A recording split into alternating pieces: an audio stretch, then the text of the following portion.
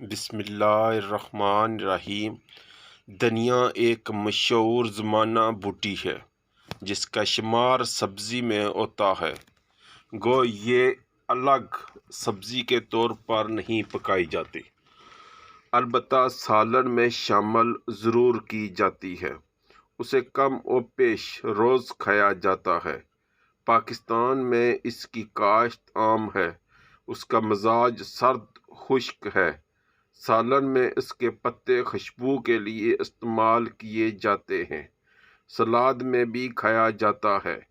اس کی چٹنی بنائی جاتی ہے۔ اس میں وٹامن سی ہوتا ہے۔ اس کے مندرجہ ذیل فوائد ہیں: معدے کا صفرا دور کرتا ہے، پیاس روکتا اور قے ختم کرتا ہے، مقوی معدے اور دل اور دماغ کو ٹھنڈک اور طاقت دیتا ہے، اندرونی طور پر ریا، مفرا اور وسواس کے لیے مفید ہے، دستوں کو بند کرنے میں مفید ہے۔ بھنے ہوئے دھنیا کا سفوف 6 گرام دہی یا چھاچھ یا پانی کے ساتھ پلانے سے خونی دست بند ہو جاتے ہیں۔ منہ کی گرمی اور گلے کے درد کے لیے دھنیا پانی میں ابال کر نیم گرم میں غرارہ کرنے سے افاقہ ہوتا ہے۔ بھنا ہوا دھنیا سفوف بنا کر استعمال کرنے سے نفع شکم اور بد ہضمی دور ہوتی ہے۔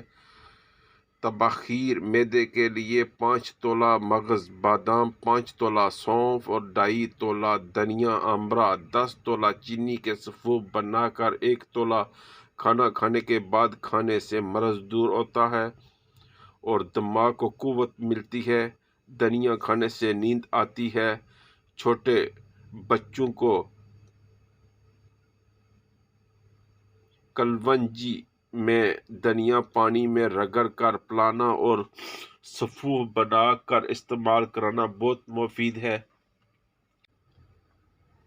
پکے ہوئے ہونٹوں پر دھنیا رال، گیرو اور گھی پیس کر لگانے سے آرام آ جاتا ہے۔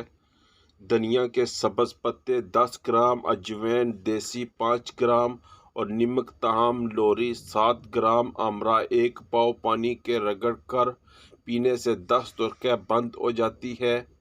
وبائی اعضاء میں تیر بدف دوا ہے۔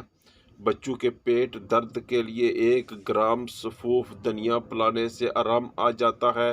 خشک دھنیا کا سفوف بطور نسوار لینے سے نصیر آنا بند ہو جاتی ہے اور دھنیا کے بہت سے فوائد ہیں جو انشاءاللہ اگلی ویڈیو میں شیئر کیے جائیں گے۔